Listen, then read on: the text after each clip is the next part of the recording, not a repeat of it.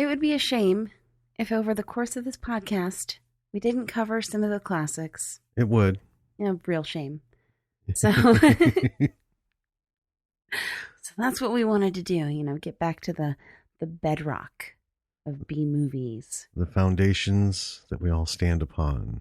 Yeah. Yeah. Well, this week we're doing just that. We are going back to a classic that is a perfect example of how a B movie can become a cultural phenomenon. And this one has been such for a very long time. Yeah, this is one of those that if you haven't seen it, why haven't you? Exactly. There's no excuse. Shame. Let's go.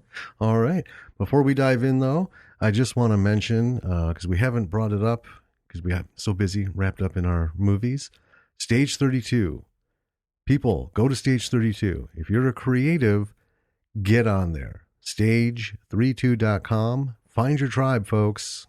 Find your tribe. Because the next cultural phenomenon can be done a lot easier when you have access to people who can help you get it done. That's true. And they don't pay us to say this. They do not. It works. It's a great site. Get on there, network, make some connections. But now, let's get in this bad boy. Let's do it.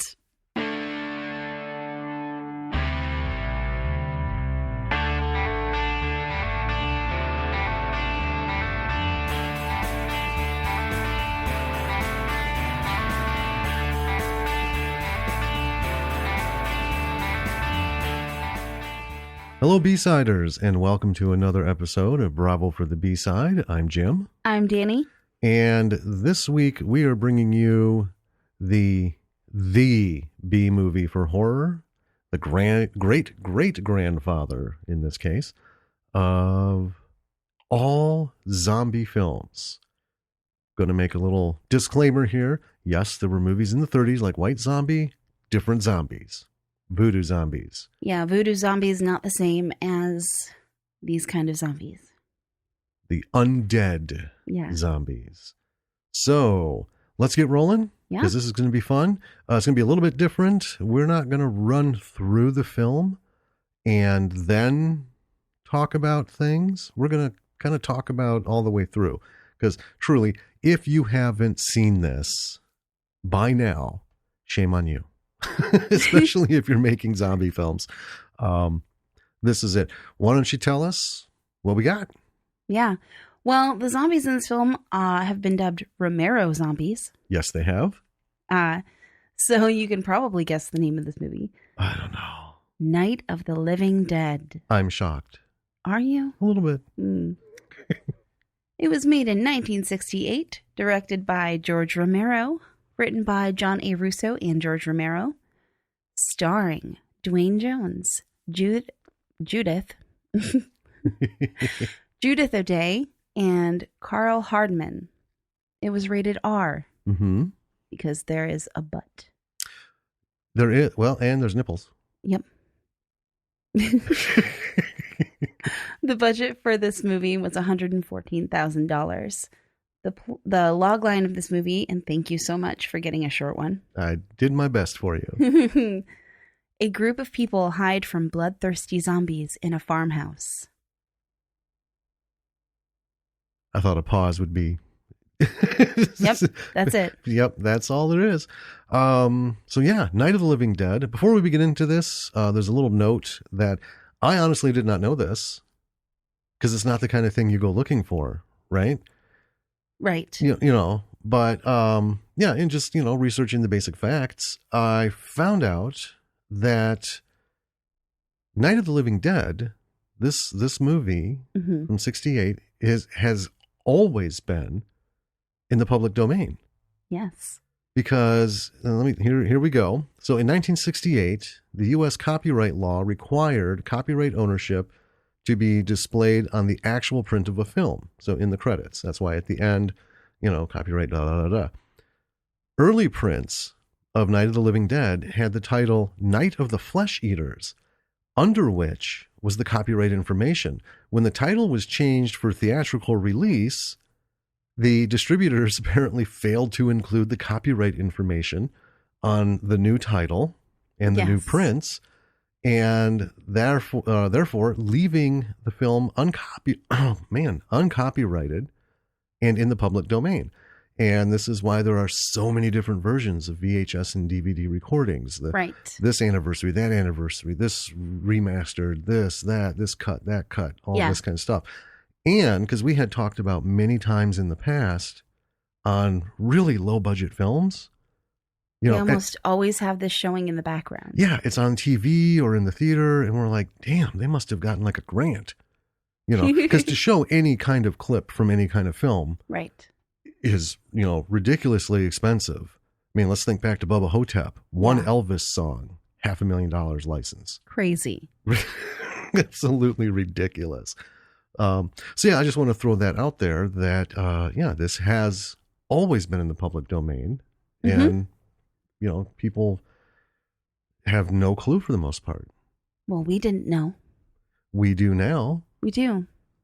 All right. Why don't you bring us in? I'm going to bring us into this. So when the movie starts, we have the opening shot of the long twisting road coming towards the camera. And it does a good job of setting we're kind of in the middle of nowhere. There's not a lot going on around here vibe. Mm-hmm. And every time I see it, I think this wouldn't fly today. People, especially critics, and we watch riff tracks enough. They hate anything that lasts longer than 3 seconds. Like, hello, movie. Yeah, we're filming. Did somebody cue the car? But yeah, it really does a good job of setting up that vibe. And the music is pretty standard for a horror film. It's that wobbly, slow, menacing, kind of thing. But the long drive does give us plenty of time for the credits. Which, going back to what I said earlier, I can't help but think they took the time to put all these credits in, for the new prints. Mm-hmm. Nobody noticed. You have a long time to sit and think about, is everything up there? There's John's name. There's Fred's name. There's the cameraman. There's the this and that. Where's the copyright? Nowhere. Nowhere. And they do still kind of use this shot today, but again, people kind of slam it. And I think it's good mood tone setting at the beginning. No exposition, no dialogue, no weird situation that has to be given to the audience. It's just like, from this vantage point, Jesus, we're nowhere. Farmland, fields. Yeah. Yeah, and I think it works. It does. It does. Then the car arrives at the cemetery, and I've never really been sure what's going on with the cemetery sign. There's splotches all over it, and you're like, is it blood? Is it just dirt, grime? Are they trying to tell us something about the cemetery? I think it's grime, dirt, splotches. I know, but it almost looks like decal splotches. Like they're so perfect. I don't know. Maybe. I don't know. But anyway, the couple in this car, the man and the woman, look like they're pretty put together for having done a 3-hour drive, which is what they're talking about as we hear them in the car. Right. And I know me on a 3-hour drive. By the end of it, my feet are maybe like on the dashboard. Shoes off. Right. My hair's been up and down 16 million times. I might be half into a sweater. Like, I know. I'm very aware. But anyway, we get a little hint of trouble right at the beginning of this movie. Mm-hmm. Right. It does a really good job of kind of like, ooh, that's weird. From a radio transmission that gets suddenly cut off by Johnny, who's the guy. Right. As they pull into the cemetery. Yeah, it sounds kind of newsy. Mm-hmm. And apparently the radio has been out for the drive. Right. And then it comes on and we got some data. And he just switches it off. And he goes, oh, sorry for the technical issues. And he's like, oh, well, that's why there's no radio. Yeah, they were having problems. One thing about how you mentioned how they look, very, very 60s. Yes. She's, Barbara, Mm-hmm. is in her, I don't even know what you call it. I call them the driving coat.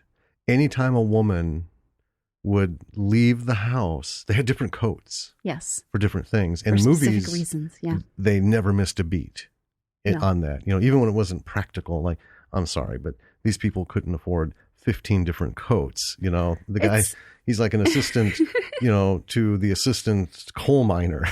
He's not even making those wages, you know. It is. That sort of fashion is not practical. And it's almost to the level, you know, in the 60s, it was still almost to the level of like what it is in Downton Abbey, where like, Right. God forbid you mix up a dinner jacket with your tails. I know. Right? Oh, it was a rough episode to watch for all of us. My God. They look exactly the same. So, all right, let's get into this again. So Johnny switches off the radio, and then they get into a conversation that is really just a lot of exposition that does nothing for the story, honestly. When you watch this, you know, they give you this information. If you think there's a nugget somewhere, there's no nuggets. No. Stop the nugget hunting. It's just dialogue, right? Yeah. And what I love about this is, you know, he's bitching and moaning, and she's like, oh, but this and that.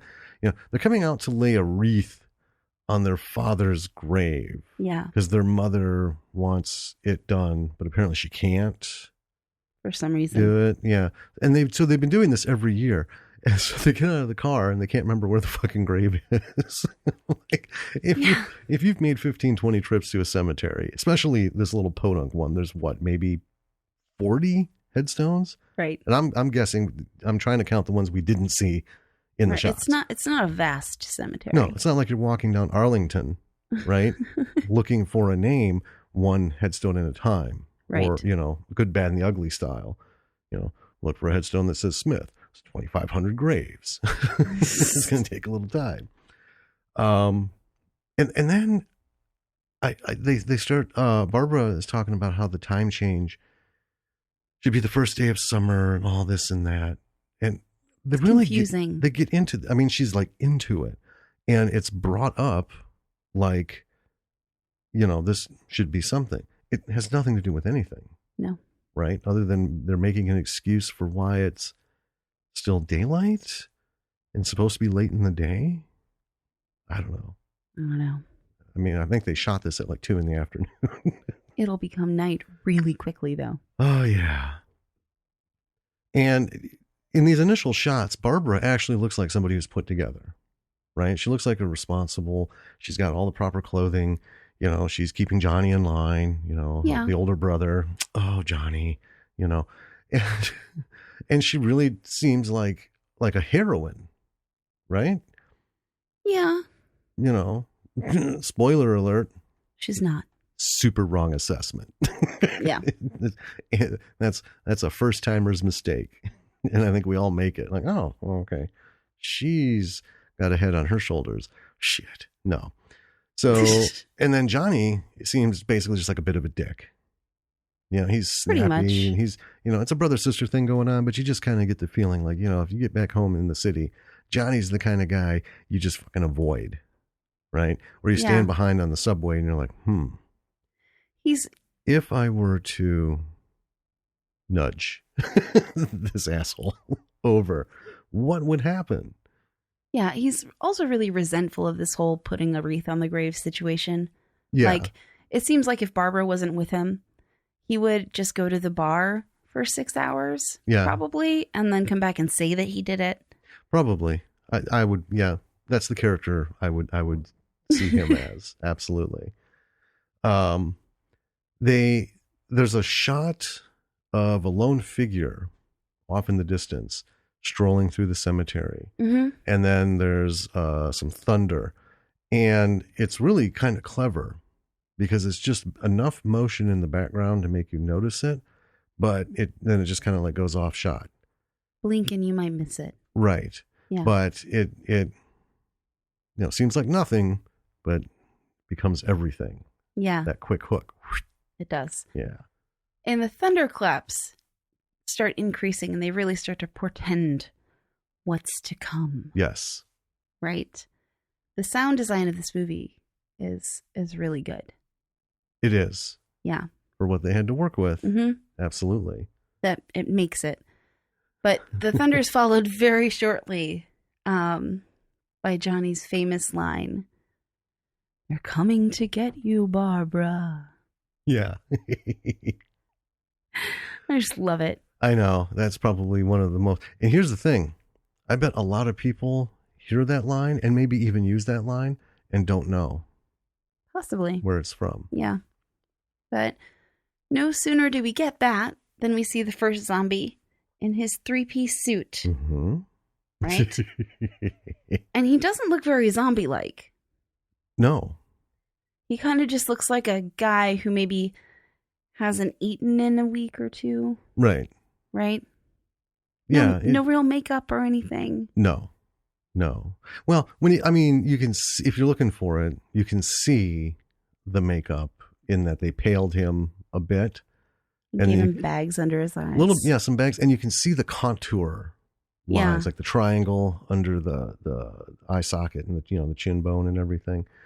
Yeah. Yeah. But he doesn't look dead. No. But he kills Johnny pretty quickly. Yeah. Very, very quick scuffle. And then Johnny gently bumps his head on a flat tombstone. Yeah. And I remember, now I was 6. It's like a love tap. Yeah. When I first saw this. And even at 6, I didn't identify that as a killing blow. No. Right? I'm like, I've hit my head harder than that. Like the speaker incident I told you about, knocked the speaker off the shelf, the corner hit my head, I had blood coming out in spurts hitting the ceiling.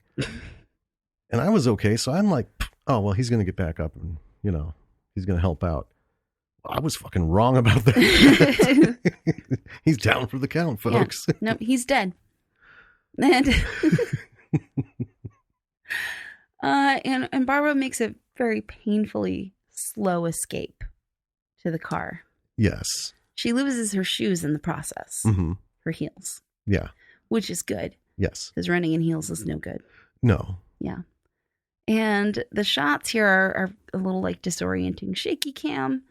And it's supposed to be that way. Yeah. Because things aren't moving very fast. Right. But they're trying to get across that this is tense. It was a very hip thing to do in the 60s, late 60s. Because if you think of the Batman TV show, they were wild with that during the fight scenes and stuff. Or when, especially with the Riddler and the Joker, those two villains, when they were doing their, speech and stuff, they'd always film them at like a 74-degree angle. Right. And stuff. I don't know. But yeah, it was very much a thing at the time. There are better ways to convey tension with camera angles and stuff. But at the time, that was kind of like what you did. It was hip, yeah. Yeah. And then 3-piece, the zombie, picks up a brick to break the car window. Yeah. And Barbara manages to kind of like put the car in neutral so it can coast gently. Because she doesn't have the keys. Right. Because they're in Johnny's pocket. Yes. Yeah. That seems like it'll be important later. Which, to me, was a very deliberate thing to do. Yes. And we find out later why. But when you think about it, that's not what would have happened. He would have left the keys in the car. They're in the middle of nowhere. He wants to get out of there as soon as possible. And I know, just from growing up in the 70s, my grandfather especially, people left their keys in the car a lot. Just going to run in and get this, going to run in and get that. They're not like leaving it in a parking lot and walking, 6 miles from the end of the lot to the doors of Home Depot. They'd even leave it running. Yeah. So, like I said, 6 years old. Took the keys out. What is this? Weird. Grandpa only does that when he comes in. For the night. So she gets the car rolling. Mm-hmm. Down the hill. Yeah. And I want to, before we continue with Barbara's ride, this zombie 3-piece has always bothered me watching this. Because while we have dubbed the traditional slow moving, dead came back animated flesh eating zombie Romero zombies, Right. right? This was the first step towards inconsistency in this film, because he reminds me of an angry meth head.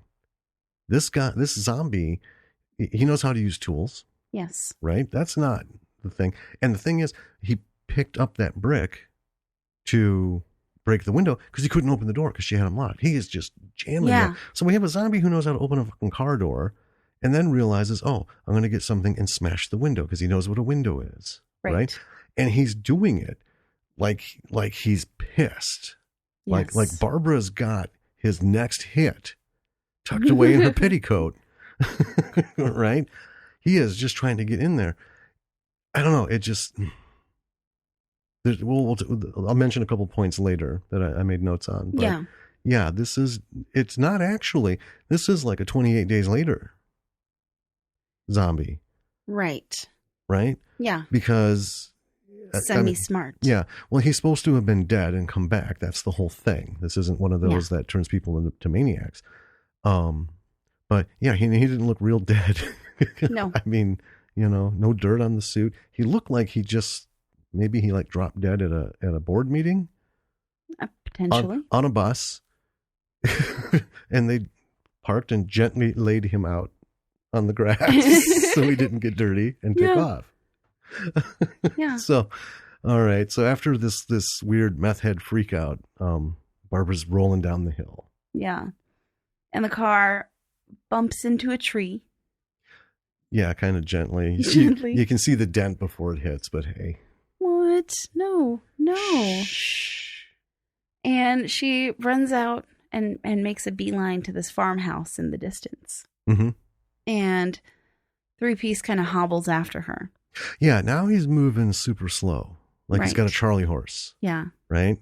And before, because he sprinted across that cemetery. Yeah. She almost didn't make it to the car. Yeah. Right? If it hadn't been for Johnny and his Nerf head impact on the stone. Right? His head made of egg. Yeah. But she gets inside and the thundercraps. Thundercraps. Oh. The thunderclaps are getting louder now and they keep coming. Yes. Right? Yeah. And it's creepy and it's very on point. Mm-hmm. But Three-Piece has made it to the farmhouse after she's inside. And again, blink and you might miss it. Mm-hmm. Right? There's a lot of little moments like this that there are. Unless you watch this movie 100 times, you don't really think anything of it. Right. But Three-Piece accidentally rips the phone line out. Well, and it's debatable. From the house. We had talked about it. Is he just like flailing and catches it, or is he... Is it intentional? Yeah. I mean... Well, it seems like he's kind of getting around and it's in his way and he like pulls it out. Yeah. So that it's no longer in his way. I guess that would be a satisfactory explanation. Yeah. I don't know. So, no phone. No phone in the middle of nowhere. Mm-hmm. In a farmhouse. Mm-hmm. Yeah. Yeah. But this is a continuity error that I identified, but I didn't actually write it down. Is later in the movie, we have some characters saying that they've been in the house for a while. Mm-hmm. Saying that they tried the phone line and it didn't work. Right. But the phone line was still connected up until just this point right now. Right. And and nowhere in the film does it give the indication that phone lines are like, that phone service is gone in large swaths. There's nothing like that. Because this isn't like zombie apocalypse. Right? No. This is just the very beginning of this weird shit happening in little pockets, and it's getting, crazy, but yeah, it's not like, Walking Dead where, a month later, fucking everything is gone. Right. It's pure survival mode. One of the things that I really like about this house is the shots. She gets into the house and this first shot is brilliant. it's pitch black around the edges. There is just a super bright beam of light coming through the window. Mm-hmm. So it's this narrow column of light cutting across the kitchen and through the center of it and on her.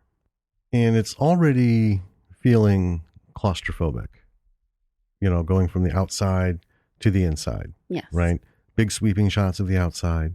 And now we're in a house. Mm-hmm. And, 3-piece meth head is out there doing his thing. But that whole darkness around the edges is persistent as she's walking through the house, right? She gets into a different room and there's this bright column of light, which speaks to just exactly where are the fucking windows in a lot of this. But with the blackness around the edges, it makes you feel like, she's just, there's not a lot there. Right. And it's a little creepy because it is. There's stuff there. What's in that black edge around the screen? Mm-hmm. And the bright light against the stark darkness, it works so well because it's black and white. Yep. It only works to this level in a black and white film. And you have to set it and the lighting and everything and the right kind of film and the camera settings to make it work. They've tried this. We've seen some movies where they kind of focus in on, the person, a little bit of light, mm-hmm. and then there's the darkness around. Looks just kind of video gamey to me. I mean, I'm not, not my thing. I hear you. In color kind of spoils a lot of these magical effects that you can pull off with lighting. Yeah. Well, it's, and I've seen movies like this colorized, and this movie colorized. Right. And I just can never get on board with it because they were meant to be filmed in black and white. Well, they were. And that's the thing. When you start to add color, you lose the lighting like this. Mm-hmm. It loses all of its magic. And the color is so artificial looking in a lot of these films that it just takes you out of it. And then there's the floating head. Men wearing suits always have a floating head. They have never yet done where the top of the shirt collar mm-hmm. meets the neck. There's always this gray fucking line. Huh. Like this nether realm, and it doesn't look like that on regular film. No. It doesn't look like that in black and white. And if you shoot it in color, it doesn't look like that. Right. But yeah, it's like this illustrator's line that at any moment, like a Pez head could just come right off. And it's frustrating. Yeah. So this is as she's going through the whole house. There's the one shot of the skinless face as she's going up the stairs. Yeah. Was awesome. And the first time I saw it, I was like, yeah. Now we're getting into something because, meth head 3-piece yeah. isn't spooky. No. No. He's only spooky in the sense that anyone would, if you wanted to, had to adjust that. If you wanted to freak somebody out because someone's having a fucking fit, that's spooky. Sure. We've seen it walking down State Street. Well, yeah. Right. When we're with Lily. And people that you give a slightly wider berth to. Yeah. Especially when they're like losing their shit at a trash can or a lamppost. Right. Yeah. You give some berth because you don't want to be in this situation. No. That's the level of spooky he was. This fucking skinless face was beautiful. You have no idea. That's it. That's the pinnacle, the peak, the high moment of special effects. There's some lesser ones, but nothing on that level for the rest of the film. Sorry, kids. Well, hey, you know what? If you didn't watch it and these are spoilers, shame on you once again. And when it pops up, it does make you jump. Yes. And this is one of those, it's not a jump out at you scare, like a lot of the movies we don't like, the horror movies that rely on that. This is just a shot of something, and it's not what you expect. Right. So it's commendable and it works. The skinless face freaks Barbara out. So she flees down the stairs, throws open the door, ready to fly out of this house, even though, 3-Piece is out there doing what he's doing. Bam! We're introduced to Ben. Yes. Because he's there. In the truck with the lights. Yep. Brrr. Yeah. And the great thing about Ben, so he gets in the house, right? Immediately shuts the door and the zombies are out there. There's a couple more of them now. Yeah. He's zipped up in the truck, like right to the stairs, comes in the house, shuts the door.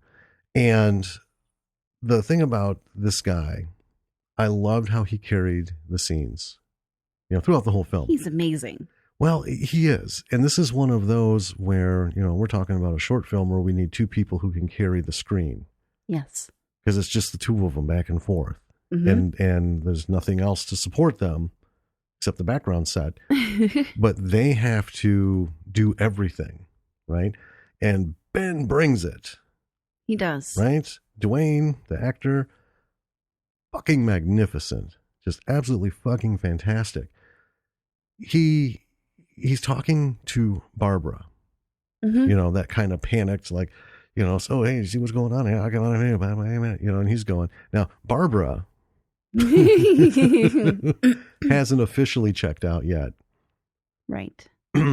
But she's sort of worthless right now. But it's okay because he's carrying it. He's talking to her, then himself, as if he's talking to her. And, I noted because she's checked out, she does have a little bit of interaction, but then she fully checks out. Mm-hmm. And he's going through the house looking for food. Anyway, just these couple minutes with him, you get like, this is the man with the plan. Yep. This is the fucking guy I'm going to get behind no matter what's going on. This is my stick to this guy like glue. Yeah. This is my Daryl. This isn't Rick Grimes because he's fraught with fucking problems. He really is. Right. But Daryl, yeah. Solid dude. Well, you just know that I don't give a shit what anybody says. I don't care how much sense or lack of common sense there is in what he's got going. I trust this dude because he gets shit done. And so Ben is doing that. He's running through the house and, like I said, he's the man with the plan. Barbara is giving us, she's not that put together woman anymore. No. That one scare has basically turned her into a catastrophe waiting to happen. And she's a mute. Well, she is. And she kind of has that, like she had bad meth. Just that long 1,000-yard stare. It's not amping her up. It's just,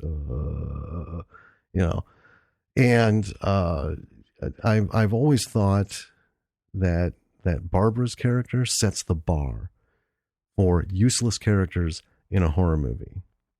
Yeah. And here's the thing. In most horror films, the useless characters, they're like the first to get picked off, right? Not here. No. She holds her own. Well, she doesn't hold her own. She manages to fucking survive long into the film, far past the point where you want to see Barbara survive into the film. Yes. Yes. All right. So, yeah, Ben finishes up and then they end up in one room together. Yeah, and finally Barbara, finds her voice and asks him what's happening over and over and over again. Right. And he's almost just ignoring her. Because it's kind of like, you dumb bitch. Obviously, Yeah. if you don't know what's happening, just get with the program. This is what needs to be done. There are more zombies outside now. Yes. 2 whole ones. Mm-hmm. The horde is growing. And they don't seem to like the light from the truck headlights. No, they don't. And that's something that he did. I didn't note it down because it's just one of those things. I've seen it so many times. It just didn't register as a point. In this film, zombies don't like light. No. Bright light. Right. Which, I don't know. I'm not an astrophysicist, but I do know my science. And I'm going to go on record as saying this. The sun is pretty fucking bright. True. It didn't seem to bug him one goddamn bit. Not at the end, no. No. But Ben goes out and bashes their heads in while they're sort of like disoriented by the lights. Yeah, and I want to just note that. Yeah, he goes out with a crowbar. Yeah. That's what he came in with from the truck. Mm-hmm. And he goes back out with it and pops him on the head and puts him down. Yes. Right? Yep. Okay. We'll come back to that because I got something to say about that. Yeah. Meanwhile, another zombie somehow gets inside the house. Zombie number 3, I named him. Okay. Number 3. It's important to note here that Ben seems to know that an injury to the head is how to kill them, right? Because he went and bashed the heads in of those 2 zombies outside. Right. And this holds true today for pretty much every single variety of zombie in most films. Right. And most, TV film that's been done since. Yeah. Right? Yeah. And so this movie does kind of set the rule for zombies, which is why, these kind of zombies are called Romero zombies. Yeah. Right?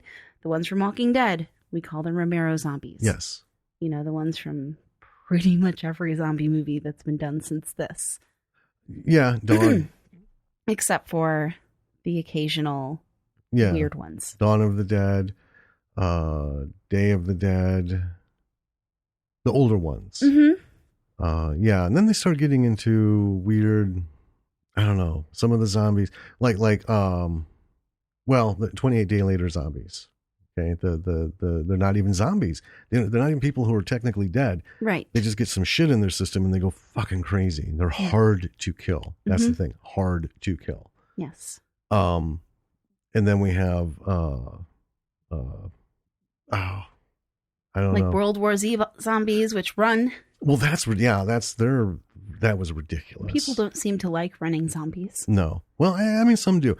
Here's the thing. Watch this film. If you haven't, and you're going to make a movie about zombies, all right, watch this. And we're going to talk about some inconsistencies as we keep going through. Mm-hmm. But I got to say this. CGI has no place in a zombie film. Unless you're showing New York City.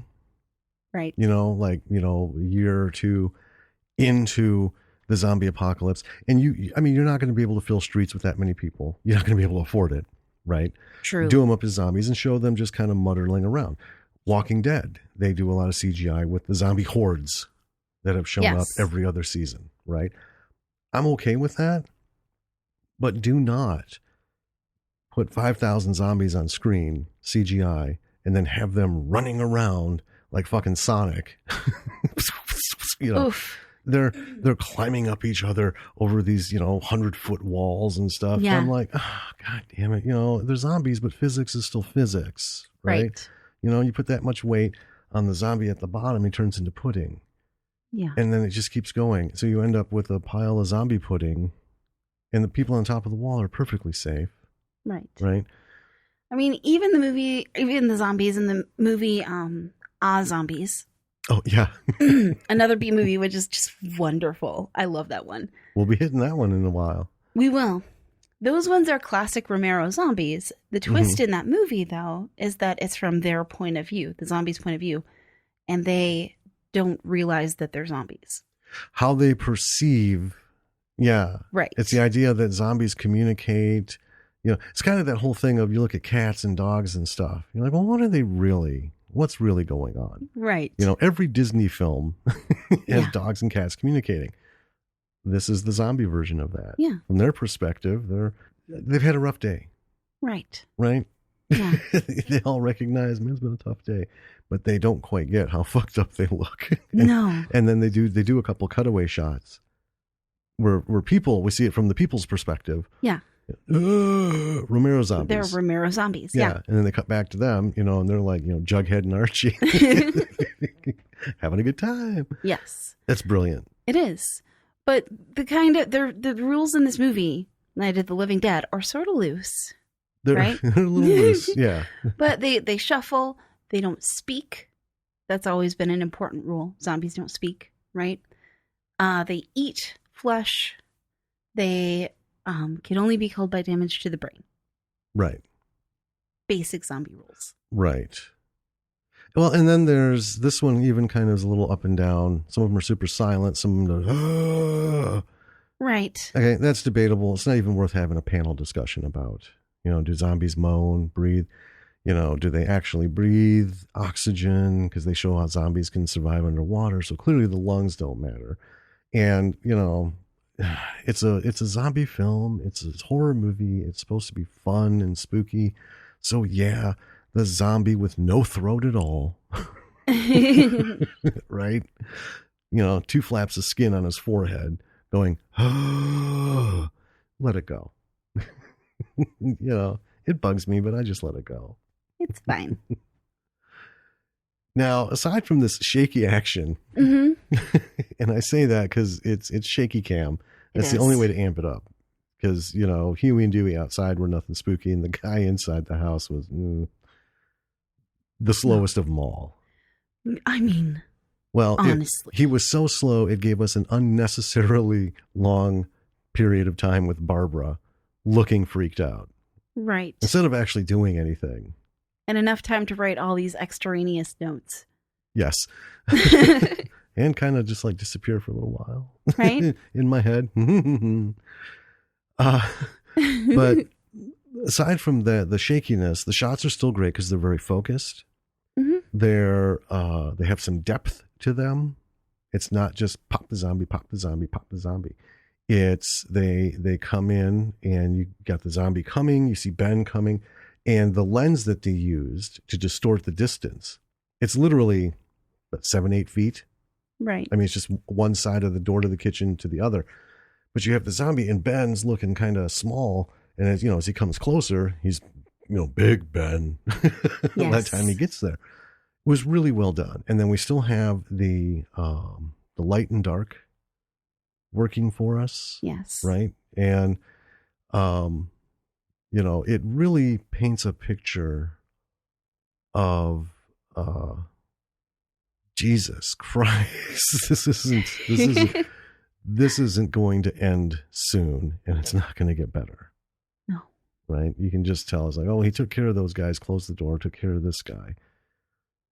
But it can't be that simple. You just feel it. Right. Yeah. Yeah. So he takes care of that zombie. Yeah. And drags the body outside Mm-hmm. and lights it on fire. And it goes up like kindling. I know. Like a haystack that you've doused in gasoline. Yes. It went up quick and fierce. Yeah. And all I could think was, Jesus, isn't it still a body? I mean, maybe it's those old highly flammable suits that people wore back then, right? It was the rise of the leisure suit. And let me tell you, folks, polyester might be plastic, but boy, does it burn. Ooh. Yep.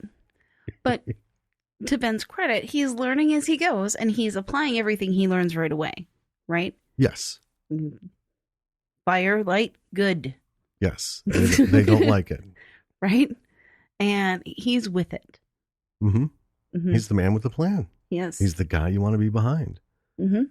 So Ben goes back in and he finally hits the light switch. And for me, the tone of the movie has changed. The dark, darkness around the edges are gone. For a farmhouse, this bad boy is superbly lit. Yeah. I mean, we've been in places, old places, where the lighting either A, didn't exist, or B, when it was put in, it was like, that's it, huh? Fuck. And we've had to buy how many floor lamps and How many extraneous lamps do we have in this house right now? the ones we just got tired of throwing them out, so we kept them. Yep. Yeah. So anyway, the light changes it. It's very bright. And it kind of shifts being in the house from this, fuck, what a terrible place to be, to like a hopeful feeling. Yeah. Right? Like the story has changed a bit. And it's I don't know, that light comes on and you're like, they're going to take the kingdom back. Right. Metaphorically and literally. Yes. It's far less dark. Exactly. Right.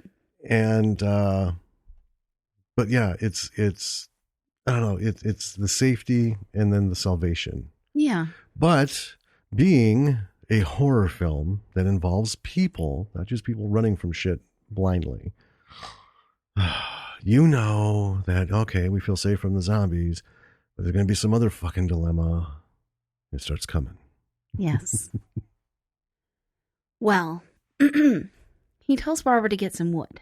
Because this whole time she's been just a completely useless tit. She really is. Just standing around staring blankly at him. You know, and his plan is to board up the doors and windows. Oh. Anyway, this house, for some reason, is just filled to the gills with lumber. I know. I've been on farms. You lived on a farm. I did. And I've been on all kinds of farms. Modern farms, super old farms. I have never been on a farm where they have so much pre-cut lumber. I know. In like every fucking room of the house. And here's the thing. There's no sign of any kind of remodeling, and there's not enough lumber of any one particular kind to do anything anyway. True. This house looks pretty nice inside. Yeah, and we do get some scenes of him like breaking stuff up for some wood. Yeah, like a table and... You know, but even so, I think if we went through our house and broke up all the things that were wood that we could like nail up to the windows and doors and stuff,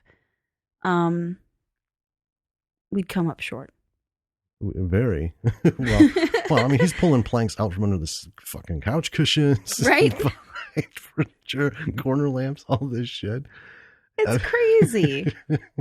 And then Barbara comes back with like 3 teeny tiny, like maybe a foot long at most, right? Pieces of wood. It looks like starter kindling. Yeah. I think that's where she got it, was the fireplace. Yeah, I think so. Or the stack of firewood or something. It was like on top of a fridge, maybe, or I don't know. Basically, she came with the equivalent of 3 fucking rulers. I know. And the fucking look he gives her, it's so quick, but it's like, bitch, you kidding me? Gee, thanks. Oh my God. So, even with Barbara being no help, Ben finally gets the kitchen secured. And he mentions that if, shit goes bad, they can run back into the kitchen. Right. Right? Because that's the secure spot for right now. That's their safe room. Yeah. The zombies are afraid to enter now. That's what he says. Because apparently, because they lit, the body on fire. The body on fire. Mm-hmm. And fucked up the 2 in the front yard. Yeah. They're afraid. There's still the lights from the truck, and he's turned on every light in the house. Right. But we see, in not too long, that's not the case. So you can look at it one of 2 ways. One, you can look at it as a massive fucking problem with the story. Or 2, you can look at it as an intentional, maybe, this is Ben's dialogue. Ben might actually think, I've got shit under control. I've got the lights on, got windows up. They've seen how I can fuck them up. They're not coming near me. Right. But that kind of dumbs Ben down a bit. The man with the plan is now thinking, yeah, these things, and he knows they're things, right? Because he refers to them, that, they're put together enough to put 1 and 2 together and figure out, let's leave Ben alone. So I don't know where people will fall on that. I just look at it as just, I wouldn't say a glaring hole, but a pretty significant bump in the story. Maybe he's just saying it to comfort Barbara. Well, he does keep talking a lot. At this point, honestly, I would have fucking quit talking to her. I would have actually steered her to a corner and just left her there. And she knows she would have stayed there. Yeah. Right? Because she is just fucking useless.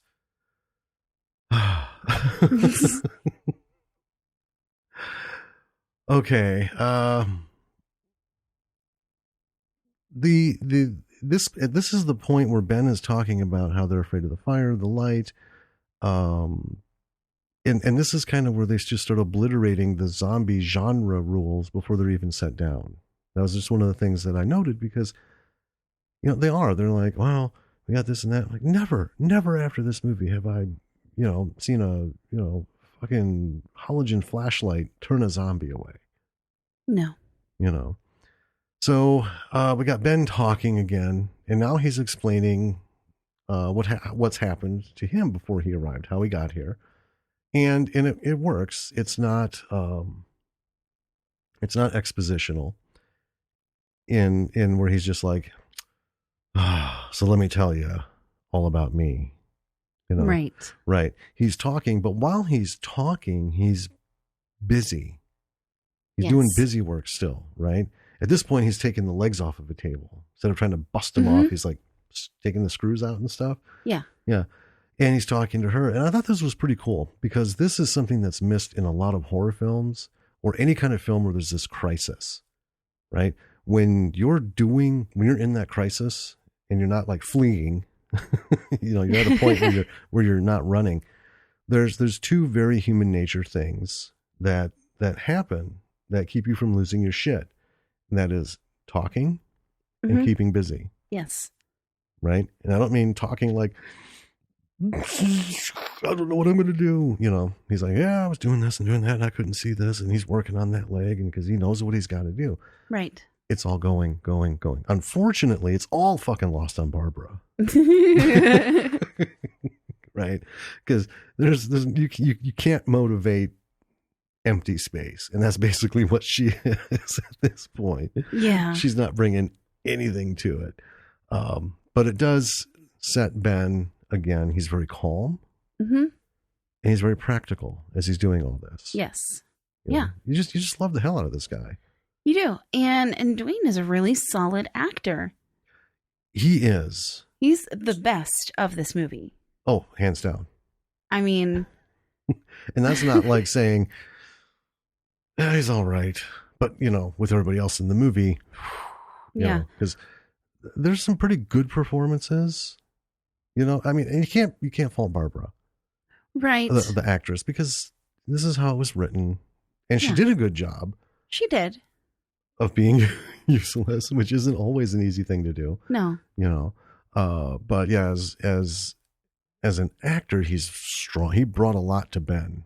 He did. And Romero got really lucky in casting him. Yeah. Yeah. I always think, if it was a missed phone call or someone was late on the bus. Right. Or, decided to go to the zoo or something next town over. If that had been missed, that initial communication, man, how different would this movie be? Right. But, yeah. It's good though. Yeah. And he carries the whole movie. And his monologue in this spot really actually lays the creepiness for zombies. Because he talks about how he was in the truck and there's just like 20 of them or something. Right. And he's like, so I started going forward and they just stayed there. Yeah. And I just basically mowed them down. And, as he's talking about that, I'm like, Jesus. If you imagine that real situation, right? Mm-hmm. That is creepy. It is. Right? Yeah. But then Barbara has a monologue. I'm going to put this in air quotes, explaining what happened to her and Johnny. Her story is impossible to follow. It's jumbled all over the place. She's jumping everywhere. She's not speaking in full sentences. And she's coming on heavy with the craziness. Yeah. Right? Yep. And it's pretty on par with what like hysterical women in movies in the 60s, It was. She's in shock. Yes. Yeah, she's on the verge of being completely incoherent. Mm-hmm. She's repeating. She's getting anxious. She's lost. She's not even having the conversation. You can tell it's it's just coming out. Yeah. And it's not really a dialogue. It's just like, I don't know, the version of crazy, just crazy's coming out. Right. Can't keep it in anymore. And Ben's initially paying attention because this is the most that she said the whole time that they've been, well, yeah, because he's been other. carrying everything, Right. But even he just stops paying attention after a certain amount of time and goes back to doing what he was doing. You can see he just gives that look like, oh, okay then. This isn't going to fucking help me at all. I'm going to go back to my stuff. Right. And then she starts to get really violently hysterical. Yes. And he smacks her. Yes. To, like, quit it. Basically. which was a very common thing Yes. back then through the 70s up through the 80s. Yeah. We've still seen some pretty recent stuff where they, Well, yeah. slap the hysterical Snap out of it. person. Right. Yeah, and she faints, much to everyone's relief. I know. Your first initial thought is, oh, Jesus Christ, really? Knocked her out? Oh, wait, she's fucking down. Good. Yes. And he gently lays her on the couch and turns on the radio. And it's their only connection to the outside world, because by now we've established that the phone doesn't work, right? Yes. And the news station starts talking about mass homicides. Yeah. And before we go on, I want to just make a note. So if you haven't seen the film, okay, Shame. the character of Ben is African American, right? It's a black man as a lead, which caught my attention as a kid because you just didn't get to see that. But there were they call them the blaxploitation films, the craze, where they had, everything from cop shows to gangster shows and everything, where they, had some sort of like Isaac Hayes version of whatever. And it was, very jive and, very pre-Motown, because Motown was still coming around. And there were a lot of those in the 70s. Yeah. And so this predated even those. Right. And, notably, it wasn't that there was a black man or woman as a lead. The entire cast was. Right. That's why they call them blaxploitation. It was literally Hollywood's money grab on an ethnic group that they knew weren't being represented. Because we had Sidney Poitier popping up in films, and people were like, that's a fucking miracle that they still give him work. Aside from the fact that he's one of the top 10 great fucking actors. Yeah. Right. Of several ages. There was still a lot of race issues. But the thing about this is we have Ben, a black man, smacking a white woman, which was ballsy to put on film in 1968. This was not a well-received kind of thing in cinema. Mm-mm. And from a common sense standpoint, you think, well, it's one character smacking another because they just lost their shit. Today, instead of a slap, stop it, wham, it's usually like a punch or a blow to the head with a book or something, and a third character, why'd you do that? But he's fucking going nuts. We can't have that. Tie him up or something, they lock him away. There's some sensibility to it. But yeah, this was really ballsy. And for those of you who remember the Star Trek, the original series, when James Kirk kissed Uhura, that was the first cross-racial kiss on TV. Mm-hmm. And nearly cost people their jobs, nearly cost them the show. There were a lot of people who did not care for that. Luckily, there were even more people who were like, it's about time. Yeah. So yeah, it was a hard fought battle to tip those scales in favor of this is the right thing to do and it's okay. Right. So yeah, when I first saw this and I see it now, I keep thinking, Romero, man, put his pair up on the table and just let the dice roll. Mm-hmm. So I thought that was pretty ballsy. The radio is babbling, and it's just, they're talking like assassins. That was the thing that caught me. These assassins, like their initial thoughts were these zombies are groups of assassins from a foreign power just fucking randomly murdering the populace in various areas of the country. Right. But I always thought a slightly better job could have been done with that part. I think it was maybe too much. It's one of those things that I'll mention later on is the presence of the radio and the TV.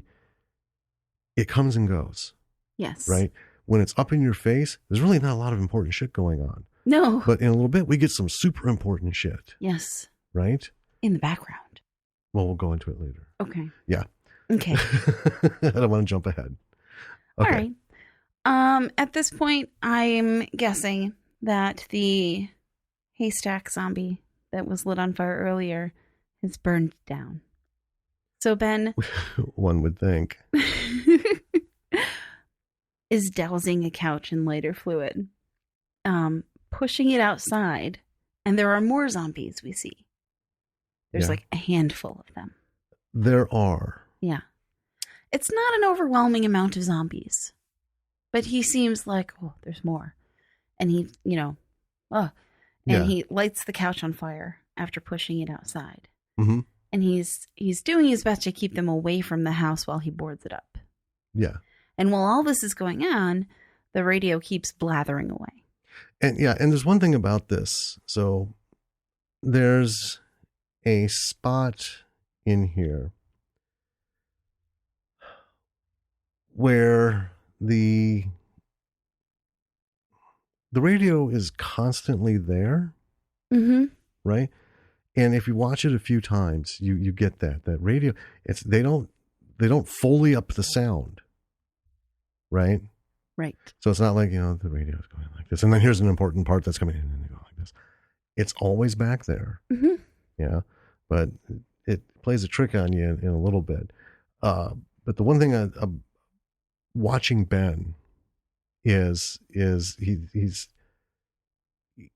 I just love the character because he's written and acted as someone who finds solutions instead of just bitching, right? And that's just really great. Of course, there's yin and yang, and we're about to get our yang. Yeah. But in between here, we get a little bit of a foreshadow warning that I wanted to bring up, right? Which is a pause and a focus on the basement door. Right. And which is almost not even a door. It's like a cutout of the wall. Yeah. With a little handle in. And that's pretty typical of farmhouses. Yeah, for a cellar door, yeah. Yeah. I mean, why bother having like a real proper door? Right. Doesn't, that's just money. Yeah. Just cut a chunk of drywall out. It's fine. But, whatever could be in there. Oh, I know. Well, then we cut to Ben taking a break and having a cigarette. And I thought, fucking A, man, if anybody has earned any, it's you. And I just love that he does it. And he looks like, he knows he's earned it. But you also get the sense that he's not like, I'm done. It's like, if I don't take this fucker now, it's going to be another 6 hours before I get another chance. Because he knows he's got stuff to do. And so I mentioned the radio. Radio is playing while he's just chilling. And it's been playing this whole time. And sometimes you catch it. Sometimes it took me a few times seeing the movie as I got older to catch this bit. There is a detail on the radio that explains all this bullshit started 2 days ago. Right? Yeah. First reports were 2 days ago in these small areas, and now it's expanding. Okay? That is a hugely important piece of information. It is. But here's the thing. Romero could have brought that to us a little more with more volume, a little more focus on that information. But Ben's scenes are so engaging, even when he's just like, fuck, he's taking 5 minutes. You don't pay attention to the background noise. You tune it out. Right? You are so focused on him. And that's wonderful.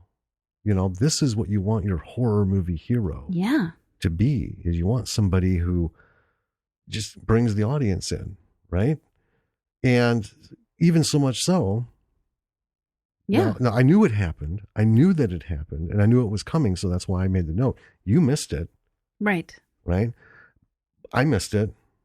I just made the note beforehand, but I knew that part was coming, but I didn't hear it because I was still, every time I watch it, this fucking guy's great. He is great. Charisma. Yeah. Yeah. And then the music cues up creepy. Yes. And it's subtly done. And this happens pretty often in the movie, and it happens to me every time I watch this movie, which is that the music is already playing by the time you realize that it's there. Yeah. Right? it blends so well into what's going on that you're suddenly like, oh, there's music. How long has that been going on? Creepy. That's true. And like Halloween, that music from Halloween, you can play that, and that's like, the fucking Red Cross visually is the most recognized symbol in McDonald's arches.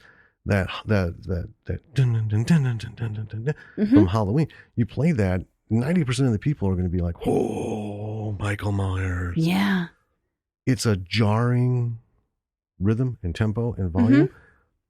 But again, watching that movie over and over, it somehow just starts, and then you're in it, and then you're like, "Oh, fuck the music," and then you realize, it was 5-10 seconds ago. Yeah, that is good sound design. It's excellent and good sound scoring. design. That's bringing everything in.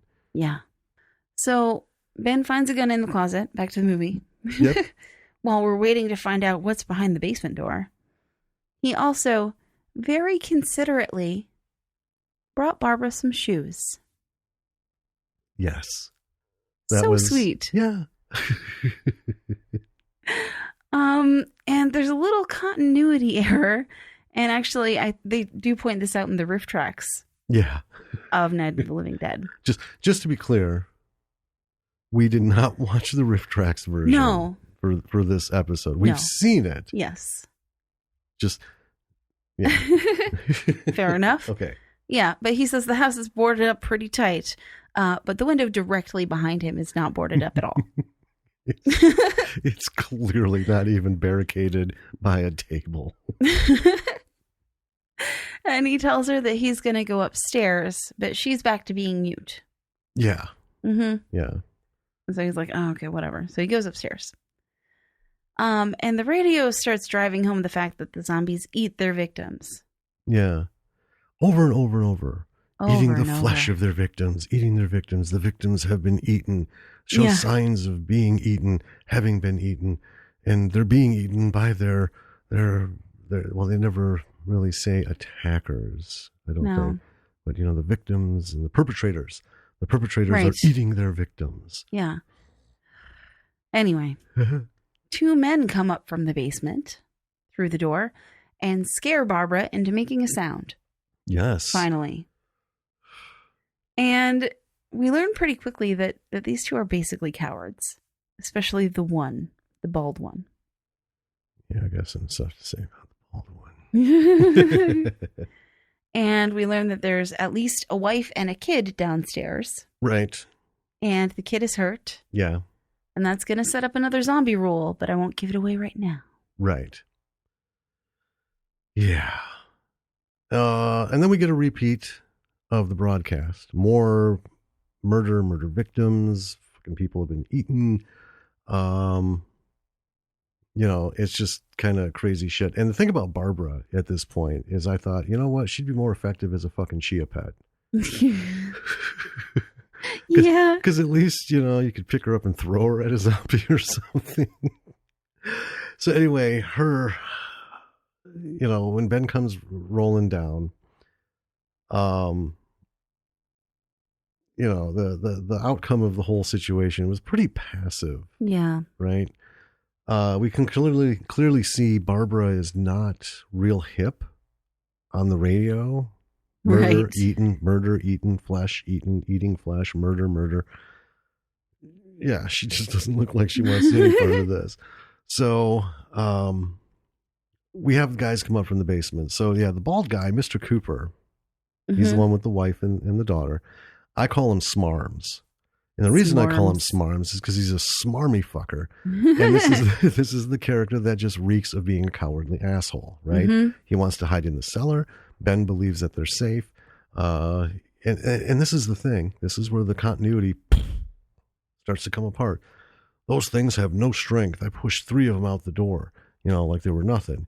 Yet, 3-piece, came at Barbara. Johnny. Oh, yeah, Barbara. Well, Barbara and Johnny, like a fucking steroid-induced chihuahua going after a ham.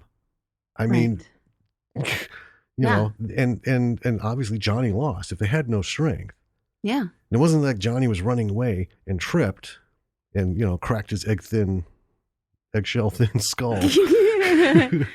Right? The zombie threw him down. Yeah. Okay, so that's another thing, Mm-hmm. right? Anyway, so we have, 3-piece, and he was busting up shit left and right. Right. Okay. And yet, even though Mr. Cooper doesn't believe they have any strength, he still wants to go hide in the cellar. Yeah, absolutely. So, we've set it up. We have Ben, who's, this is what's going on. I'm dealing with shit as it comes. And then you've got Smarms, who, I just want to hide in the corner and let someone else deal with all this bullshit. Right. Yeah. Yeah. And the division of characters is quick and plainly made. Yeah. Right. Cooper wants to go in the cellar. Ben wants to stay on the main floor. The other one who came up from the cellar, Beach Boy, who is named Tom. Yeah. I call him Beach Boy. He's kind of on Ben's side, right? He is. He's the character who doesn't have the wherewithal to deal with the situation. Right. But he's the guy who's going to back the one who makes the most sense. Yeah. Right. And it's almost always the hero. Mm-hmm. And that's a trope figure in a lot of multi-character horror things. Yeah. So Cooper's like, well, I'm going back down the cellar and I'm going to blockade the door and, fuck all you guys. Dick move. Yep. Right? And Tom calls him out on it. Yeah. And outside, the zombies are gathering. And as Ben walks past a window, all these arms reach through to grab him. Yeah. So here's a couple of things. Number one, there's no broken glass. Number two, so it's like Ben ran around and opened all the fucking windows and then boarded them up. We missed that at some point. Anyway, these arms come through. So clearly these fucking zombies aren't afraid of the light in the house at all. Right. Right? Clearly they have some strength because it's not like they're reaching in with like SpongeBob noodle arms. Right? They present a real issue. Yeah. And zombies aren't supposed to be superhuman strength, but they're also not supposed to be, otherwise what fucking terror would they be? Flick them away. and it's not a horror movie. Yeah. So we also get the falling apart of the headshot thing. Yes. Right? They pop off a couple body shots and then a headshot. Mm-hmm. So they get it or they don't. Well, okay, hold on. And then in the midst of all this, because we cut outside and in the zombie menagerie out there, we have a woman bare-assed walking towards the house. Yep. And the light on her ass is bright. It is. And it wasn't an accident. You fucking know Romero wanted that bare ass in that shot not to be missed. Because more subtly, it cuts to a side view from just under the tit up. Yes. With just enough light to see her bare nipples walking. And it's like 1,000. Nope, gone. Mm-hmm. But he put it in there. I never understood the point of it. It's okay. Even sexy naked ladies can be zombies too. Right. And notably, she doesn't have any zombie makeup on. No, and that's one of the best parts. Is most of these fucking zombies have no makeup other than like 3-piece with you can tell they paled the face and they put some circles under their eyes. As you see these people walking around, like the one that made it in the house wouldn't have had a clue. No. And some of the zombies they cut to, one guy looks like, fucking James Dean, white t-shirt and, feathered, nice. His hair is actually, they all look so fucking good. Yeah. I mean, did they all die in a beauty salon or barber chair and then start roaming? Because they look pretty put together. That's how I want to go. Well, in this menagerie scene, we get to see some zombie makeup. Yes. So some of them have wounds, right? Just, don't know the hows or whys of it. Some of them are a little more extensive than others, but this is where they focus on them explicitly, right? And if he had thrown them in any of these other scenes, we would have missed it, just like the radio bit about the 2 days. you wouldn't have caught, so they really showcased what makeup they could afford after the faceless, or the skinless face. Mm-hmm. And, but it's still, it's good for that. It is. But it is confusing. Yes. Like, are these the OG zombies? Right? It's like that vampire thing. Are these the originals? And the rest of these are fucking posers, with the pale faces and, just mute look. And yeah, some of them had makeup and some of them are normal looking. But it's fine. So Cooper, the pissy guy, goes down to the cellar. Smarms. Tom calls his girlfriend up. Yeah. Which I guess she's another person who was down there. Yeah. Yeah. And down in the cellar, we see the wife and kid. Yeah. Okay. So Tom's girlfriend has gone up. Cooper has gone down. He's with his wife and kid. It's just the three of them. And the acting between him and his wife is... I just... You go ahead. Yeah. Anyway, she learns about the radio and she's like pretty pissed. She's like, "Why the fuck are we staying down here then? What? Yeah. That's dumb." This is a very typical trope for that period. You almost get the he's like from Jersey or the Bronx or something. Think of like Marvelous Ms. Maisel. Yeah. Right? They have some dynamics like this. They do. Where the husband is just this, insufferable prick. Yeah. Right? But he doesn't have the upper hand in the marriage because he's married to a woman who has her petticoats and her hats and all the proper shoes so she can go to all the fucking places and look like she's, da-da-da-da-da. But, I'm dressed for the right occasion. Right. But she will snap his balls into place in a fucking second. Right. And she does. Like, oh, is that important to you? Yeah. Being right? Yeah. and when she gets pissed and just ball clamps him, the look on his face is just wonderful. But this is played, again, it's very trope-ish. It's played in a lot of films, horror and otherwise, especially in that period. Yeah. So they agree to go back up. Now they've been down here for all of 2 seconds after he made his bold declaration that I'm going down here and we're not coming back up. So, 2 seconds later, they agree to come up if Tom's wife or girlfriend. Yeah, Judy. Yeah. Will come down to watch the kid who's hurt. Yeah. And again, the music starts. Yeah. And the wife, Helen, comes up and tries to talk to Barbara. Doesn't get very far. Rookie mistake. If only she'd asked Ben, she would know. Right. There's no talking to Barbara. And Cooper paces and bitches about the windows. Yeah. And because he can't see out of them now. Right. Fuck. Oh my God. Douchebag. But Tom and Ben have grabbed a TV from upstairs and brought it down. Right. And we get a lot more exposition.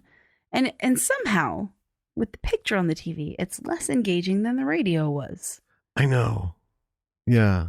It didn't pull you in. No. It actually bored me. It still does. Yeah. Put this away, turn the radio back on. I mean, it's public domain. Maybe we can get ourselves a reel and just start editing all this extemporaneous shit out. We could. But we learn that the zombies, and this is where we learn officially, that the zombies are the unburied dead coming back to life and eating people. Yeah. Unburied being the, key term here. Right. And, okay, we won't even get into that. But the TV newscaster says that there are rescue centers being set up. And this is one of the things I had noted. I just want to comment quick. So, and he does it in such a apologetic way. When this all began, we were telling you to stay home and safe and locked behind closed doors and don't barricade yourself in, don't go outside. And now we have rescue centers. So by all means, flee into this fucking weird ass apocalyptic thing and run as fast as you can. Hope for the best. Yep. Hope for the best. What? Some fast foot action, race for the G's. Yep. Oh, fuck. But I want to talk about Smarms. Okay. Okay, Cooper. Let's talk about Smarms. This fucking guy is as trope as it gets. Mm-hmm. The smarmy little shit. Why is it? Is it like not being an actor? I don't know. Is it a thing in Hollywood where someone says, "Oh, hey, we got you this part, and you're going to play this, cowardly kind of just general overall dick." And if you look on page 12 of your SAG manual, right, on how we want everybody to act, you got to look like you just bit into your own shit. And then play the rest of the movie like you're just chewing that turd for all it's worth. Why do they all have these crumple-faced fucking... I don't know. He is the like most... a flat-faced cat. Well, yeah. And here's the thing. I mean, effectively, it irritates me. So it does... I mean, it's effective in that Works. manner. But isn't there another way we could have, a general overall dick on screen without him... that's the first thing I think of is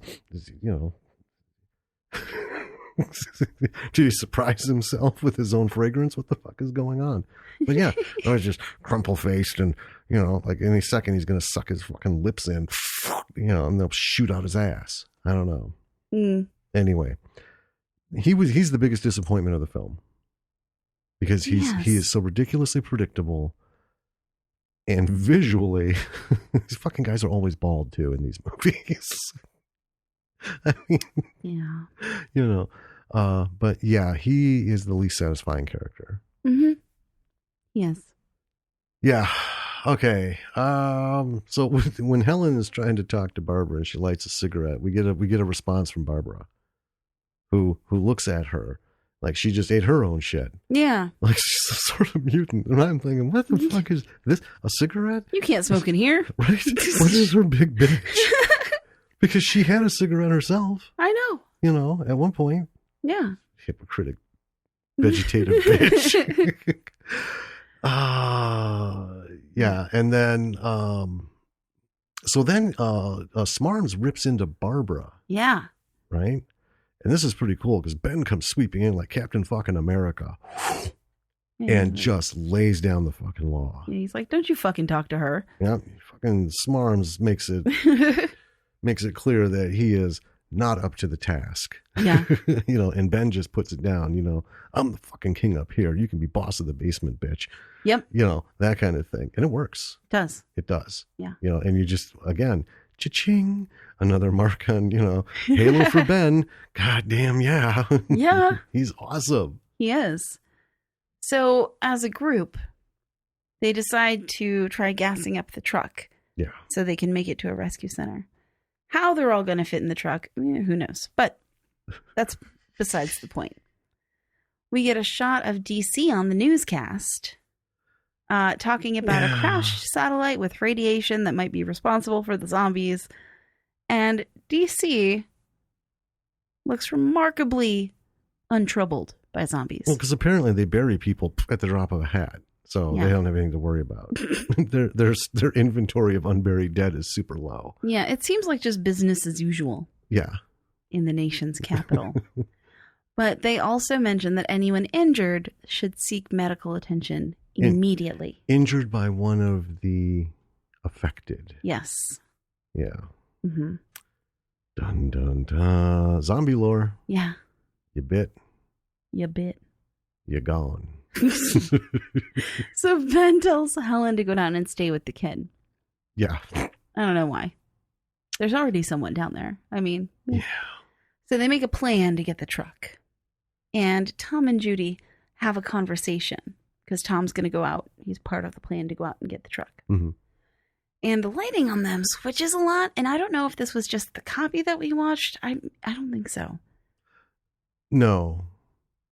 It seems like a technical error in filming. It was a fast action pitch black night. And you got to remember, they didn't, Romero didn't have like a studio's, empire's worth of lighting treasure for filmmaking. Mm-hmm. Right. And you could tell from like the shots, bright bare ass and then super dark, which was a lot of them. And then those zombie cameos with the big makeup, they were brightly lit, but the ambient lighting was, you could tell it wasn't on purpose. Right. There just wasn't enough light to go around. Yeah. For all of it. But it's especially distracting in this scene. It is. This is where it gets kind of sloppy. Yeah. But their conversation and the accompanying music makes it pretty clear that Tom is going to die when he goes to get the truck. Any horror movie, when you have someone like Tom and Judy having a meaningful conversation, and they're meaningless characters. Yes. Somebody's going to fucking get it. How much they love each other and blah, blah, blah. Yeah, it's almost like The Walking Dead. You know, Jesus Christ, we spent 7 minutes on Daryl and he's smiling. Fuck, is this where they kill him? Right. Right? Because that's a kiss of fucking death on that show. Right. Or they play a really good score over him, you know, while he's having an introspective moment. And you're like, shit. This is going to be it. It's the same in movies. It is. You know, all of a sudden, why am I listening to this fucking person who's been like way back in the background? Oh, bam. Because, okay. I somehow connected with them on some sort of fucking level. And now I'm supposed to feel bad that they just got chomped. Yeah. Yeah. Nope. Anywho. Yeah. The lighting. Okay. And here's one of the things. So, yeah, the lighting wasn't perfect, but like the lighting in the house was. Again, because I think he's got that one light.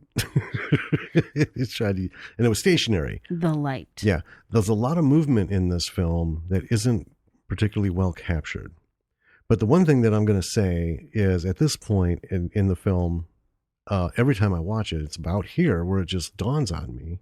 Well, not really dawns on me, but it reminds me that the reason this movie works so well for what it is because of the type of film that Romero used. It's not high grade. It's not a high grade studio film because there is no tight focus anywhere.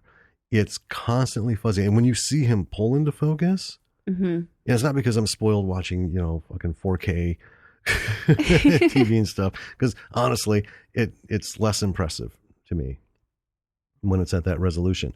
But this whole thing of this is the film they could afford. It's super grainy, even in the bright light. It is. Right? And you can think about like Humphrey Bogart films and, you know, James Cagney and the gangster shit from the 30s and early 40s, right? Wasn't this fucking grainy? That's true. You know. So these choices by accident add to the superior nature of this film. And I'm going to compare that to Jaws. We mentioned Jaws a little about the, you know, deliberate music. I think I mentioned before, the only reason Jaws was a critical success is because fucking Bruce the Shark broke. Spielberg didn't have the balls, and I don't blame him. You know, new guy on the block, you get a check from a studio to make something. Last thing you want to do is get on the fucking phone and say, so the prop for this movie doesn't work. Right. So... But it forced him to do things that made it what it is. Yeah. And the film quality of this adds to this movie. This is the movie. Right. You know, I don't want to see the digitally remastered, restored version ever. No. But so back to the movie, they go outside to get the truck, and Judy at the last minute, like, busts through the door, deciding to go out with them. Right? So then you know. You're like, oh, great, super. Yep. 3-piece gets lit on fire. Yeah, he does. And he, with his hands, tries to put it out. And he also doesn't go up like gasoline-soaked balsa wood. Right. Right. Like some of the others do. Apparently his suit is less flammable. Well, he's 3-piece, you know. They do manage to get the truck started while Ben is holding off the zombies with a torch made out of a table leg. Yep.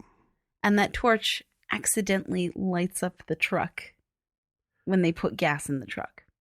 Well, yeah, there's a little loose action with the gas and gets kind of everywhere. And then, yeah. Like I said, this is clearly the sloppiest part of the film because none of this shit makes sense. It goes down super quick and it's so fucking improbable. It is. I mean, it goes beyond that realm of, well, you know, it's a movie and shit happens. This was kind of... Yeah. Almost like there was writer's block and they had to clinch this. So they just made something up. Do it. Yeah, or they were going to do something more complex and it just didn't. And that could be too. I mean, maybe. You know.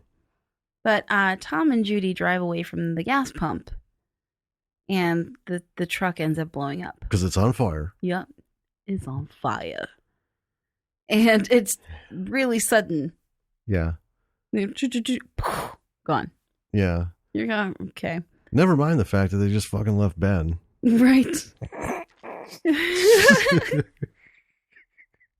But I guess it's a good thing they did. Well, yeah. Lucky him. He was abandoned. Yeah. So he's left on his own with the zombies and he uses the torch to clear a path back to the house. Yep. And Cooper doesn't open the door for him. Right. With that same... They barred it up. Yep. Sourpuss look on his face. Yeah. And he's like standing there in the cellar door watching the door. Yeah. As Ben's banging on it like, you fuck. But Ben, kicks in the door and he does help Ben board it back up once Ben gets in. Once Ben's back in, yeah. I better participate. Right. He does debate it for a while. Then he goes to help. Yeah. And then they finish boarding up the door and Ben just punches him a few times in retribution. He bitch slaps him around the living room like there's a fucking rag doll. Yeah. And Cooper just takes it. Because he's a coward. He is, and he gives him the smarms look. Mm-hmm. So now we got the zombies that are approaching the still burning pickup. So apparently they're not that fucking afraid of fire because this, thing is still flaming fairly well. Yeah. But they're going on some, barbecue cooked flesh, which yum. also doesn't make a lot of sense. Nope, doesn't. But they're digging it. And then we get a lot of establishing shots of them eating human. And then we get to the little girl was bitten.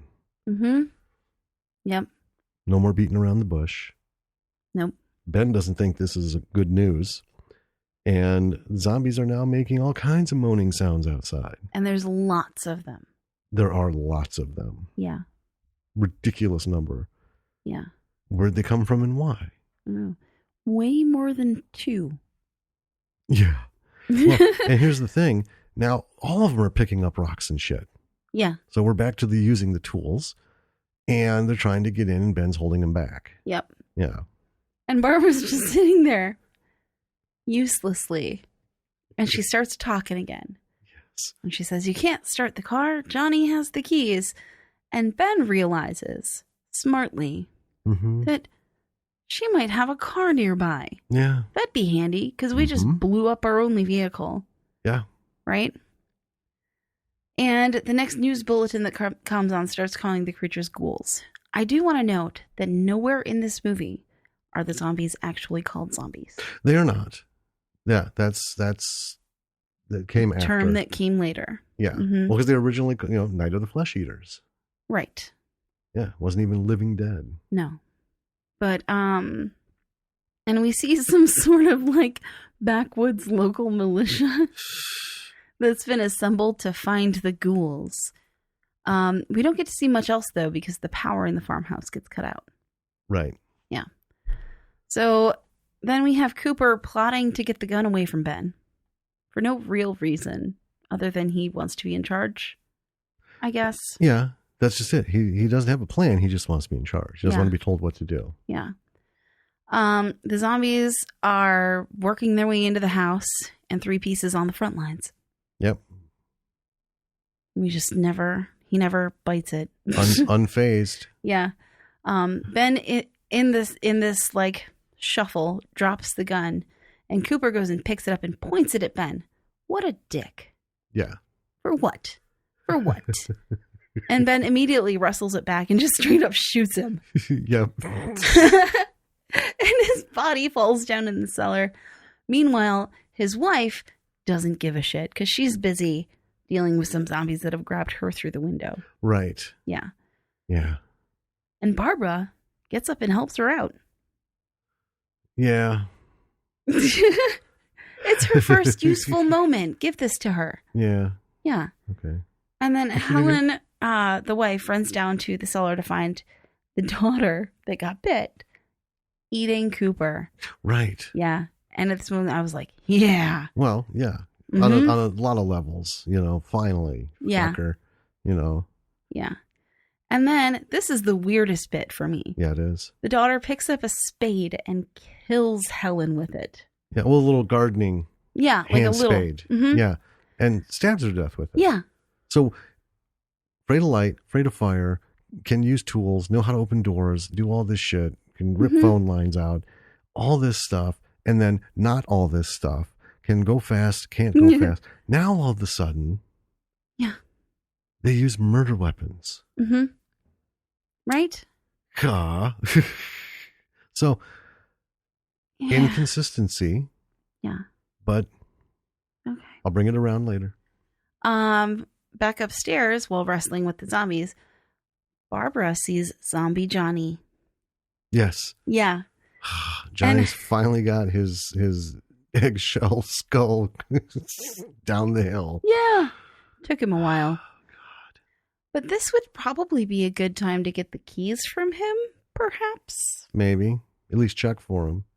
Yeah. They're supposed to be weak and slow. Yeah. But she gets taken. Yeah. By the zombie crowd. And Ben retreats to the cellar and boards it up from inside. Yeah. And then the zombies upstairs are beating on the door and groaning. And he kind of like hunkers down. Yeah. And then the house gets overrun. And there's really a tangible feeling of helplessness. There is. Right? Because you know where he's at and you know what's out there. And they just come pouring in. Smarms Cooper comes back, reanimates as a zombie. Ben just puts his ass down. Helen's next, garden spade in her chest and all. And then she's dealt with. And then we have Ben alone in the basement with the sounds of a house full of zombies, And this is the first time in the film he looks absolutely fucking defeated. Mm-hmm. Like, fuck. Yeah. The list is, I'm out. Yeah. There's nothing more. This is it. And then suddenly it's daylight. And there's this huge contrast in lighting and sound. Right? Yes. It's like, shoo. Oh, I mean, it's literally night and day. Yeah. Right? But it's like a complete 180. And birds are chirping. And it's quiet. And there's the militia covering the field like in a line. Yeah. And they're the search and rescue team, I guess. Yeah. It is what it is. And they're near the house, the farmhouse, and they're gonna check it out. Yeah. And it seems like they've gotten the zombie situation pretty much under control. And they basically say as much. Yeah, there's a lot of quick conversation bits that they're pretty much on top of shit. Now it's just clean up. Which doesn't make a lot of sense because radiation is a thing that like sticks around for a while. A little bit, yeah. I mean, well, it is what it is. You got to bring everything to a conclusion. I suppose. I mean, this isn't, today anyone who makes even we wrote Plan Z and we had planned on it having a sequel and then another sequel, right? Mm-hmm. Everyone does that. Romero didn't envision, franchising this shit. No. It's a typical film. You got to have closure. So. Right. All right, we're getting on top of it. Mm-hmm. So, yeah, with the radiation and stuff, they're, schlepping through the field. Then we cut to the cellar. We see Ben. And there's light shining on him, which was weird because cellar windows wouldn't offer that much. No. But there it is. But he hears dogs and he hears shots and stuff. So he clambers up. The house is empty. And he goes towards the windows. And the thing is, they cut to shooting the zombies. This is another inconsistency. So as the zombies get shot, they're grabbing themselves. Yeah. Like in cops and robbers movies. Oh, ouch. Where they've been hit. And it's like, well, if they know that they're supposed to shoot him in the head, why do they keep shooting him in the fucking kidneys and the ass and the hips and, Who knows? Worst fucking shots ever, this militia. So he goes to the window to take a look out, and we quick cut outside, and the guy who plays the chief is so not an actor, right?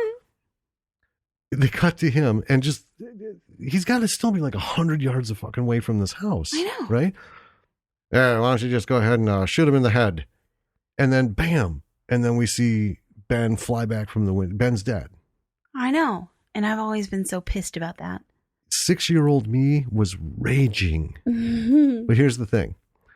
By the time I got done watching this, it was like 1:30 in the morning on a Saturday night. Nobody else was up. You can't make sounds. Because we lived with, my grandparents, and you can't make sounds. So I had to very quietly in the middle of the night rage as only a 6-year-old could. That dumb fucker just killed Ben. All the shit Ben's been through. Fuck. And it still bugs me today. Yeah. I mean, I get it, right? Well, and it doesn't always have to be a happy ending. Right. And this is terror. You could make it through a bunch of shit and you could still fucking get taken out. Yeah. So we have some static shots of Ben's body. And then we have credits rolling, and then we have still photos showing the wobbly, sinister music plays. We see Ben's body being placed on a pile, and he's next to Suit Zombie in the shot. 3-piece. Or 3-piece, yep. He in 3-piece.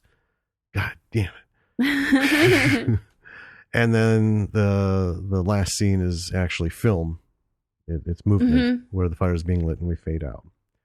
So that's Night of the Living Dead. Right. The original. With our thoughts. Yeah. And, it's set for the genre. And there's really not a whole lot to talk about. We've mentioned there's, inconsistencies and we only say that because we go in now with a predisposition towards what zombies should be. These are Romero zombies. True. Now, when people are watching this for the first time back in 1968 and, the first 5 years it was out, none of this shit registered with them because this genuinely fucked people up. When they went to go see it. It was the cutting edge of terror. Yeah. I mean, this was on par with Psycho. Alfred Hitchcock fucked up a lot of people when it came to staying at rural hotels. Right? Right? Or even taking a shower. Not just talking about the actress, but people, man, I saw Psycho and I couldn't, I locked that fucking door. Or, I only take a shower when my husband or my boyfriend or my wife or someone, is there. Right. And stuff.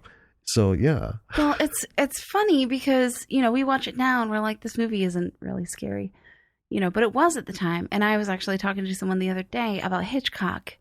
And this person was like, yeah, I hadn't seen Birds until just recently. And I watched it. It was hilarious. And I'm like, that movie genuinely terrified people when it came out. Yeah. That was scary. It was. And you watch it now and it is a bit ridiculous, right? But at the time, that was what was scary. The scariest movies are the ones that introduce us to something we haven't been exposed to. Right. These days, that's hard to do. It is. There's a lot. There's a lot of shit has gone on. I know. That's why, the whole thing of eating the dead and, eating their victims and stuff and, just fucking with people's minds and their morals and values. Yeah. They made a big thing about having to take the bodies of the dead recently deceased outside and burn them. And they went into this big diatribe, like 5 solid minutes on, too bad, so sad.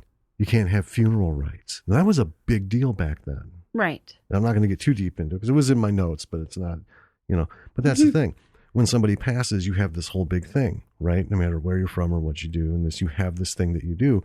And now back then, the country as a whole wasn't good, kindly taking to someone telling them how to change their shit. So imagine in a horror movie where someone's saying, well, yeah, if somebody dies, you just got to go out and set fucking fire to them like the balsa wood. And they'll go up like their balsa wood. Well, but we have this. No time for that shit. Right. Okay. The way you do things and the way you live is done. Right. Now, this wasn't a whole apocalypse because clearly everything came back around and they were okay in the end. Yeah. Whole situation's done with now. Yeah. But yeah, that's the thing is, this movie generally messed people up. Now, let's come forward to 2019. Okay. When we watched this for our note taking, we had our daughter watching it with us. Right. She fell asleep. She was so bored by it. She actually grabbed a pillow, laid on the floor, Uh-huh. grabbed a blanket, and was out. Yeah. This didn't engage her one bit. No, it didn't. So clearly didn't keep her up, but many a people had many a sleepless night. Now, 6-year-old me, I didn't have a problem going to sleep because I was heavily into this shit. But the way I looked at things was very different. And that had a lot to do with not what was going on, but with the camera shots and stuff like that. Yeah. You know. So that's our discussions / things we point out. Night of the Living Dead. Mm-hmm. It is a classic. It's the classic zombie movie. Yeah. And something you should watch. And a lot of the things, just to kind of sum up that this movie did right. Yes. Sound design. Yes. Shot, framing, and lighting. Get at least one solid actor. Yeah. Right? Yeah. I'm not saying the others weren't great, but Ben, Dwayne, he was amazing. Yeah, presence. And this movie broke down a lot of societal conventions. And it broke rules. Yeah. And that's not something that rules are there for a reason, right? For the most part, And I mean, yeah, it did. It challenged the moral right set of standards that most of the country had at the time. It did. And that is part of the reason that it was so successfully, scary. Mm-hmm. Right? So if you feel like, this isn't really normally done, but I feel like it's really important that this is a part of the story, just do it. Right. If that's the story, I'll always maintain fucking skip it. Write a different movie. Oh, yeah. If the story is just to showcase. We discussed that previously. Let's not talk about it. On, there's that thing. Well, fuck that thing. That thing had no point being there. Anyway. All right. B-siders. Go to our website. Go to our website, www.lordsofmisruleproductions.com. Everything is there. Not even going to get into it. All the links for most of the podcast platforms, if you want to listen to it on a different platform than off a website. If yours isn't listed, drop us a note. Yeah. And we'll see about getting it up there. Right. There is also a link to our Patreon page. Yes. So you don't have to do patreon.com/Bravo for the B-side, all one word. You just use the link, it'll take you there, and you can see some stuff that we put up there. If you're not a patron, you'll see some stuff that you can't look at until you become a patron. And if you like what we do, please consider becoming a patron for us. Yeah, not too proud to, say, hey, if you like it, show some support. We would appreciate it. It would really help us out. And as you're listening, subscribe, give us a rating, give us a review on whatever platform that you're on. Those are important. All of this seems like nonsense and shameless, grabbing for the gold, but it's the kind of thing that you have to do. So we're doing it. Yes. And always go look for some B movies, folks. Go find them. Find these wonderful things. They don't have to be from 1968. It doesn't have to be a pinnacle movie in its genre. Just go find these indie films. Indie films are all B films. They are. They're indie films. Now, if 20th Century Fox gets a hold of it and puts it out there and spends, $150 million on advertising, that's way after the shit was done. Right. that director and that producer, had to, fucking bust nuts to get this shit made. And then, the studio swoops in at the end and says, oh, well, okay. Seems pretty good. Yeah.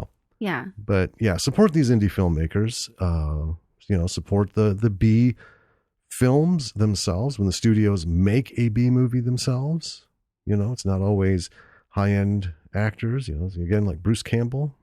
king of the B movies. Yeah. And he knows it, and there's nothing wrong with it. It's wonderful. Learn some lessons from this stuff. And everyone that you watch, there's something to learn from, good or bad. Yeah. And there's always something to enjoy. Yes. Well, we hope that you've enjoyed this episode, and we will see you. I keep saying see you. We do see you. You don't know it.